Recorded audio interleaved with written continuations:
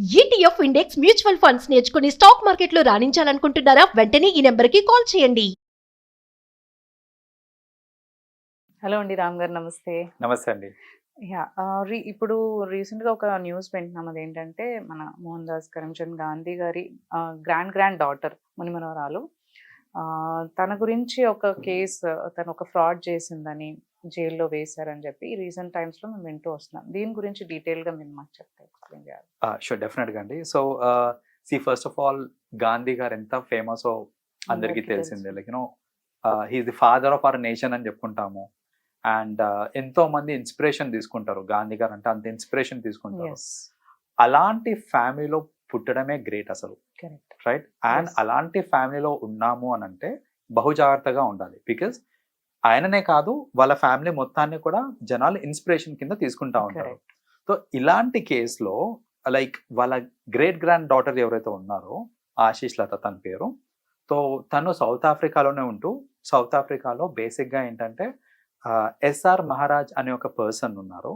ఆయన ఏంటంటే ఇండియా నుంచి లెనిన్ బట్టలు కానివ్వండి, లెనిన్ ప్రోడక్ట్స్ అన్ని కూడా ఇంపోర్ట్ చేసుకుని ఆ బిజినెస్ ఉందన్నమాట. ఇంపోర్ట్ తీసుకొని అలా చేస్తే ఉండేవారు అన్నమాట. ఆయనది ఆ బిజినెస్ ఉండేది. సో బేసిక్లీ తను పరిచయం చేసుకున్నారు ఆ ఎస్ఆర్ మహారాజ్ తోటి. మెల్లగా ఏంటంటే తను పరిచయం చేసుకొని she introduce her self like నేను గాంధీ గారి గ్రేట్ గ్రాండ్ డాటర్ అని చెప్పేసి ఇంట్రడ్యూస్ చేసుకున్నారు. ఆబ్వియస్లీ ఇప్పుడు చూడండి, గాంధీ గారి ఫ్యామిలీలో గ్రేట్ గ్రాండ్ డాటర్ అని చెప్పేసరికి ఆ రెస్పెక్ట్, ఆ ట్రస్ట్ ఆటోమేటిక్ వచ్చేస్తుంది, రైట్? సో నమ్మేస్తారు ఫస్ట్ అయితే. ఆబ్వియస్లీ ఇప్పుడు ఆ రెస్పెక్ట్ ఇంకా ట్రస్ట్ ఉన్నప్పుడు ఏంటంటే తను చెప్పిన ఒక వర్షన్ ఏంటంటే she is also into the same business. So basic గా కన్సైన్మెంట్ అనేది నాది ఇండియాలో ఆగిపోయింది. సో నాకు ఆ కన్సైన్మెంట్ మొత్తం తీసుకురావాలి అని అంటే నాకు 1.3 crores అవసరం పడుతుంది.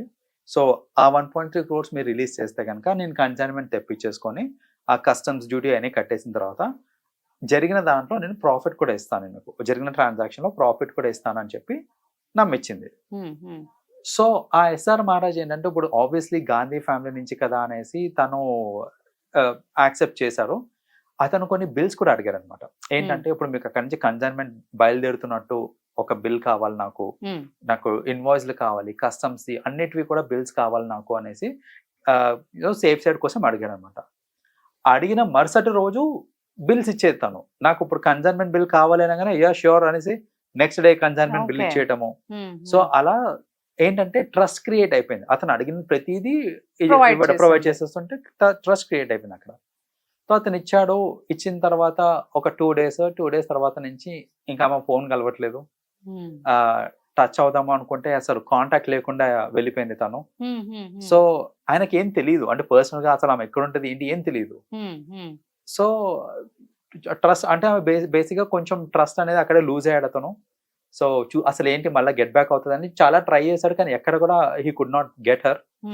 సరే అనేసి ఈమె ఇంతకు ముందు చెప్పిన కాన్వర్సేషన్ లో ఒక పెద్ద హాస్పిటల్ పేరు తీసుకొని వాళ్ళందరికీ లాటెక్స్ కి సంబంధించిన మెటీరియల్స్ అవి నేనే సప్లై చేస్తున్నాను అనేసి ఆమె చెప్పింది. చెప్తే ఇతను ఆ హాస్పిటల్ వాళ్ళతోని కనుక్కున్నారు అనమాట. తను సప్లై చేసేది తనే కదా మీకు అని అంటే వాళ్ళు కాదు అని చెప్పేశారు. అప్పుడు అతనికి అర్థమైంది నేను మోసపోయాను అనేసి. సో నేను మోసపోయానని అర్థమయ్యి అప్పుడు ఈ విషయం అంతా ఇంక్లూడింగ్ ఆల్ ది డాక్యుమెంట్స్, తను ప్రొవైడ్ చేసిన డాక్యుమెంట్స్ అన్నిటిని తీసుకొని కోర్టుకి సబ్మిట్ చేసి పోలీస్ కేసులో వేసారన్నమాట. మేము పోలీస్ కేసు వేసారు. వేసిన తర్వాత ఇంకా కోర్టు అదంతా చూసిన తర్వాత ఇది కావాలనే మోసం చేసింది అని నిర్ధారించారు వాళ్ళు. ఎందుకంటే ఒక్కొక్కసారి ఏంటంటే అనుకోకుండా జరిగేటివి కొన్ని ఉంటాయి సంఘటనలు. బట్ ఇక్కడ ఏంటంటే మోసం చెయ్యాలి అనే ఉద్దేశం ప్యూర్లీ కనిపిస్తుంది అని వాళ్ళు గ్రహించి ఆమెకి 7 years ఆఫ్ ఇది ఇంప్రిజన్మెంట్ అనేది ఇచ్చారు, జైలు శిక్ష ఇచ్చారు. సో 7 years జైలు శిక్ష వేశారు. అండ్ అపీల్ పెట్టుకోవడానికి కూడా ఆప్షన్ లేదు అని వాళ్ళు చెప్పేశారు. జనరల్ గా ఏంటంటే ఇలాంటి కేసెస్ లో అపీల్ పెట్టుకునే ఆప్షన్ ఉంటుంది, రైట్? బట్ వాళ్ళు కోర్టు తీర్పిచ్చేటప్పుడు ఏంటంటే ఇది క్లియర్ కేస్ ఆఫ్ చీటింగ్ కాబట్టి, and that to with intention కాబట్టి వాళ్ళు ఏంటంటే స్ట్రిక్ట్లీ మీరు అపీల్ చేసుకోవడానికి కూడా ఆస్కారం లేదు అనేసి వాళ్ళు తీర్పిచ్చేశారు. That is half. అంటే యాక్చువల్ గా చెప్పాలంటే ఈ నేను చెప్పిన ఇన్సిడెంట్ మొత్తము 2021 లో అయిందండి. 2021. యా, సో ఇది 2021 లో జరిగిన ఇన్సిడెంట్. కానీ కరెంట్లీ ఇప్పుడు మన ఇండియన్స్ అందరూ సోషల్ మీడియాలో ఇదంతా కూడా కరెంట్లీ ఇదంతా రీసర్ఫేస్ అవుతా ఉంది because of a social media post. ఒక సోషల్ మీడియా పోస్ట్ వల్ల ఇదంతా ఏంటంటే మళ్ళీ రీసర్ఫేస్ అవుతుంది. అవును. అయితే అసలు ఏం జరిగింది, ఆమెకు పడిన శిక్ష ఇదంతా ఏంటిది అని అంటే ఆమెకి 7 years ఇంప్రిజన్మెంట్ ఇచ్చారు. కానీ ది వెరీ నెక్స్ట్ డే ఆమె బెయిల్ మీద బయటకు వచ్చేసారు. లైక్ అవునా? Very Okay. Next day bail మీద బయటకు వచ్చేసారు. ఆ కేసు ఇంకా నడుస్తుంది, అది ఇంకా దానికి తీర్పు అనేది రాలేదు. సో బేసిక్ గా ఏంటంటే ఆమె షీస్ లైక్ బయట తిరుగుతా ఉందన్నమాట. ఓకే. సో హయ్యర్ కోర్ట్ లో నడుస్తుంది కరెంట్లీ అది. సో హా. ఆ పొజిషన్ లో ఉండి లేదంటే ఆ స్టేటస్ లో ఉండి తనకు చేయాల్సిన అవసరం ఎందుకు వచ్చిందంటారు అసలు ఫ్రాడ్? ఇక్కడ 2 things అండి. నేను అలాంటి స్టేటస్ లో ఉన్నాను, నాకు ఫేమ్ ఉంది అన్నప్పుడు నేను ఐదర్ ఒళ్ళు దగ్గర పెట్టుకొని ఉంటాను నేను. ఎందుకంటే నా కుటుంబానికి మచ్చ రాకూడదు. అవును. ఎలాంటి పేరైతే మా తాతగారు లేదా ముత్తాత తీసుకొని వచ్చారో ఆ పేరుని నిలబెట్టాలి అనేది ఒక మనస్తత్వం. ఉంటుంది. రెండోది ఏంటంటే నాకు ఆల్రెడీ ఈ ఇమేజ్ ఉంది కాబట్టి నేనేమన్నా చేయొచ్చు. నేను ఏం చేసినా కూడా నడిచిపోతుంది, ఆర్ జనాల్ని ఇంకా ఈజీగా మోసం చేయగలుగుతాను నేను. ఎందుకంటే ఆ ట్రస్ట్ అనే ఫ్యాక్టర్ ఉంటుంది, దాన్ని అడ్వాంటేజ్ తీసుకొని నేను కావాలంటే ఈజీగా మోసం చేయొచ్చు జనాల్ని అనేసి. అంటే వాళ్ళ ఫాదర్ మదర్ కూడా అక్కడ వెల్ గానే ఉన్నారు కదా, వెల్ ఆఫ్ గానే ఉన్నారు. తనకు మోసం చేయాల్సిన అవసరం ఏమొచ్చిందంటారా? అదే ఆశకి అంత అనేది ఉండదండి. సో ఇప్పుడు నేను ఎంత సంపాదించినా నాకు ఇంకా డబ్బు వస్తుంది అని అంటే టెంప్ట్ అవుతారు జనరల్ గా. దాన్ని ఇంకా ఫ్రాడ్ చేయడానికో లేకపోతే ఇంకో విధంగా సంపాదించడానికో టెంప్టేషన్ అనేది ఖచ్చితంగా ఉంటుంది. అయితే ఇప్పుడు చూడండి, వాళ్ళ పేరెంట్స్ కూడా యాక్చువల్ గా ఇన్సిడెంట్ జరిగిన తర్వాత నుంచి వాళ్ళు పెద్దగా పబ్లిక్ అపియరెన్స్ ఇవ్వట్లేదు. అంటే వాళ్ళకి ఆ చిన్నదనం, ఆ గిల్ట్ అనేది ఉండిపోతుంది.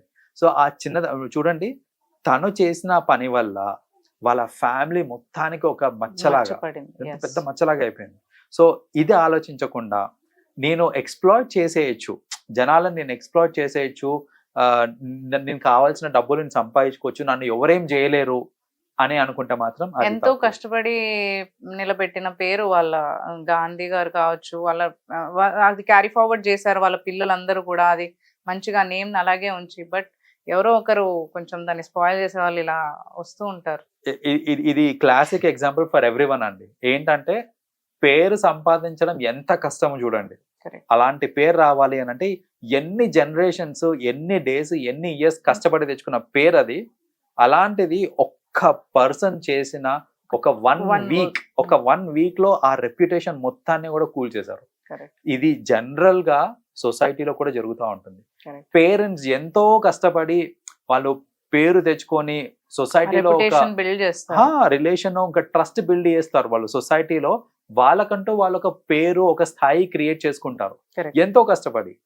పిల్లలు దాని గురించి ఆలోచించకుండా ఫ్రాక్షన్ ఆఫ్ సెకండ్స్ వాళ్ళు చేసే చిన్న చిన్న తప్పుల వల్ల వాళ్ళ రెప్యుటేషన్ మొత్తం డ్యామేజ్ అవుతా ఉంటుంది.